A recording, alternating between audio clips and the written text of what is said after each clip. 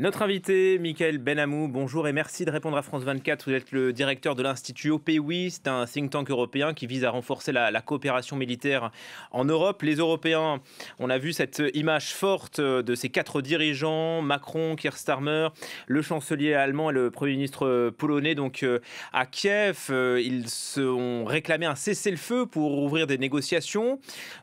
Poutine ne leur a pas répondu, il propose lui des négociations direct avec les Ukrainiens, mais sans cesser le feu.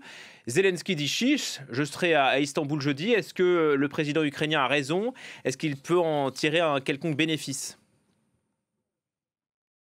Je pense, assez peu. À mon avis, c'est une façon d'humilier les Européens et aussi les Américains de faire cette réunion, à Istanbul. Je pense aussi que c'est une façon de gagner du temps, pour, de nouvelles avancées sur le front, sur le plan, tactique et quand les Russes disent qu'ils veulent partir du protocole d'avril 2022, il s'agit en fait de positions maximalistes, et pas du tout d'une position de compromis, de négociation. Qu'est-ce que c'est ce protocole d'avril 2022? C'est refus de l'Ukraine dans l'OTAN, refus de vente d'armes à l'Ukraine, une armée ukrainienne qui serait réduite à 85 000 hommes, quasiment pas de tanks et d'artillerie. Donc en fait, c'est une Ukraine qui est affaiblie et qui pourrait être attaquée à n'importe quel moment par une Russie qui, historiquement, ne respecte pas les accords diplomatiques. Donc en fait, on ne se dirige pas, malheureusement, je crois, vers un accord, voire même vers un cessez-le-feu. Oui, parce que Poutine dit, je veux bien négocier, mais en réglant les causes profondes du conflit que vous avez mentionné. C'est vrai que les Occidentaux, là, ne peuvent rien faire finalement face à les ambitions de Poutine. Non, lui, son idée, c'est de fragiliser l'Ukraine pour ensuite en faire ce qu'il veut d'ici quelques années. Et donc, je crois que les Ukrainiens n'ont pas intérêt, en vérité, à négocier quoi que ce soit. Euh, Peut-être qu'un cessez-le-feu émergera de tout ceci, mais avec peu de résultats concrets, que ce soit pour les Ukrainiens, pour les Européens et aussi pour les Américains qui s'attendaient à un grand deal russo-américain qui ne vient pas. Pourquoi? Parce que la Russie accroît son partenariat avec la Chine, avec les ingénieurs chinois, les usines chinoises, et donc a de moins en moins besoin d'un allié américain qui lui aussi est de plus en plus fluctuant sur la scène internationale. Ça veut dire que Poutine est en train de Et donc piéger tout le non, monde, là? on a deux blocs en fait qui sont en train de se former, un bloc Russie-Chine et puis un bloc européen-américain. Et ce bloc est relativement paritaire. Tout le problème est là, hein. Il est beaucoup plus paritaire que la confrontation entre URSS et États-Unis pendant la guerre froide. C'était une relation de 2,5, 2 à 1. Aujourd'hui, le bloc Russie-Chine, c'est 1,3 contre 1 sur le plan industriel, par exemple. Donc en fait, Poutine se dit qu'il a le temps devant lui et qu'il a une dynamique sur le plan tactique dont il doit profiter au maximum. D'ailleurs, est-ce que les Européens et les Américains sont sur la même longueur d'onde sur ces négociations? Trump veut l'ouverture de discussions, même sans cesser le feu, à la différence des 27. Est-ce qu'il y a une nuance là à souligner? Je pense pas que ça compte vraiment, très honnêtement. Ce qui va compter, c'est la réunion de l'OTAN fin juin aux Pays-Bas et de voir comment l'OTAN va évoluer et comment l'Union européenne va pouvoir intégrer l'Ukraine dans son dispositif. Les Russes semblent d'accord pour que l'Ukraine adhère, par exemple, à l'Union européenne, mais pas à l'OTAN. Donc je pense qu'il y aura une carte à jouer, surtout à ce niveau-là. Les choses seront bloquées, de toute façon, au niveau OTAN. Les Américains refuseront toute avancée de l'Ukraine dans l'OTAN. Mais peut-être que l'Union européenne pourra, elle, pousser vers une intégration plus importante de l'Ukraine dans l'Union européenne. Et d'ici là, quelle carte Trump peut-il jouer? On le sent un peu coincé, un peu attentiste, suiveur, le président américain en ce moment. C'est un moment difficile pour lui, quasiment tout ce qu'il fait, en fait, ne fonctionne, pas. On le voit avec la Chine, on le voit avec, Gaza, on le voit aussi sur le sujet ukrainien qui n'est pas résolu et maintenant un Poutine qui ne l'intègre plus, dans ces discussions et du coup, monsieur Trump, le président Trump va aller en Arabie Saoudite, mais sans rien signer, sans régler le conflit à Gaza, sans régler l'Ukraine. Il a quand même une chose pour lui, c'est qu'il a réussi à convaincre les Saoudiens d'augmenter la production de pétrole pour réduire le prix du pétrole. Ce qui quand même impacte la Russie, puisqu'un pétrole à 50 $ le baril, c'est une Russie qui ne peut plus financer son effort de guerre en Ukraine quand même. Donc ça, c'est une petite victoire, mais ça n'est pas du tout ce qu'il avait annoncé il y a 6 mois. Et comment vous expliquez ces échecs pardon, à répétition, notamment sur la guerre en Ukraine, hein? On attendait un deal en 24 heures, puis après 100 jours au pouvoir.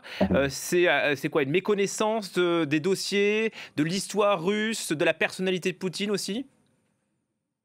Non, je pense que l'Amérique perd de plus en plus d'influence. On a un bloc maintenant Russie-Chine qui est relativement puissant, relativement autonome, qui peut produire des armes, des munitions, de la maintenance, qui dispose de millions d'hommes, et donc qui se sent des marges pour pouvoir progresser de façon relativement autonome. Et de l'autre côté, on a une Amérique qui, sur le plan économique, stagne, qui ne va pas bien chez elle sur le plan démocratique, qui inspire de moins en moins confiance, hein. Depuis 20 ans, on a eu quand même un certain nombre de petites catastrophes. Et voilà, on a un bloc Russie-Chine qui maintenant avance. Et au milieu de tout ça, une Europe qui est perdue et qui n'arrive pas à repenser son architecture de sécurité européenne. Et c'est pour ça que Poutine continue de mépriser les Européens, c'est pas nouveau ça. Oui, il nous méprise effectivement parce que nous sommes, d'après lui, un peuple aimant le confort, le luxe, la dorure, et que les Russes sont capables d'endurance, voilà. Mais je pense qu'il ne faut pas se laisser avoir par ce discours.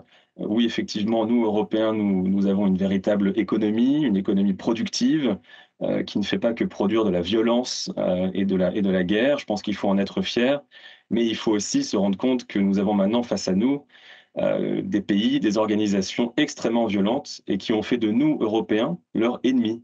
Alors, nous ne voulons pas être forcément ennemis de ces organisations ou de ces pays, mais eux ont décidé que nous étions leurs ennemis, et donc nous devons forcément nous adapter par rapport à cette agressivité. On a néanmoins un talon d'Achille, c'est notre manque d'unité parfois. Certains pays européens sont attirés et par Trump ou par Poutine. Vous avez raison, il y a une fragmentation. Vous avez des pays qui sont tentés de rejoindre la Russie, d'autres qui sont tentés de s'aligner sur l'Amérique, hors cohésion européenne. C'est un véritable problème. C'est tout l'enjeu du voyage du président Macron en Pologne, par exemple. Et ça va se décider dans les années à venir, si vous voulez. Ce sont les électeurs européens qui vont le décider en votant pour des partis, qui vont choisir soit le courage, l'unité, ou alors une forme de capitulation, soit une capitulation aux intérêts américains, soit une capitulation aux intérêts russes. Ce sont au final, comme nous sommes des démocraties, ce sont les électeurs qui trancheront ça entre maintenant, je dirais, et 2030. On attend, Michael Benhamou, la réunion à Istanbul jeudi. Zelensky a dit qu'il ferait le déplacement en Turquie et qu'il attendrait Poutine. Est-ce que vous y croyez? Est-ce qu'un tête-à-tête Poutine-Zelensky peut avoir lieu jeudi? J'y crois assez peu, parce que je crois que la volonté de Poutine, c'est d'humilier les autres et notamment, Zelensky.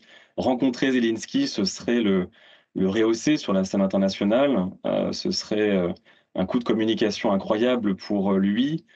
Poutine se sent supérieur à Zelensky, bien sûr, et donc je pense qu'il ne le fera pas et que voilà, et qu'au final, les Russes en profiteront pour faire un petit peu de communication sur, leur vision du monde, et qu'on reviendra malheureusement à une forme de guerre de moyenne intensité avec drones, missiles, artillerie sur le front. Merci infiniment, Michael Benhamou, de nous avoir accordé de votre temps et de votre expertise, directeur de l'Institut OPWI, think tank européen. La guerre en Ukraine.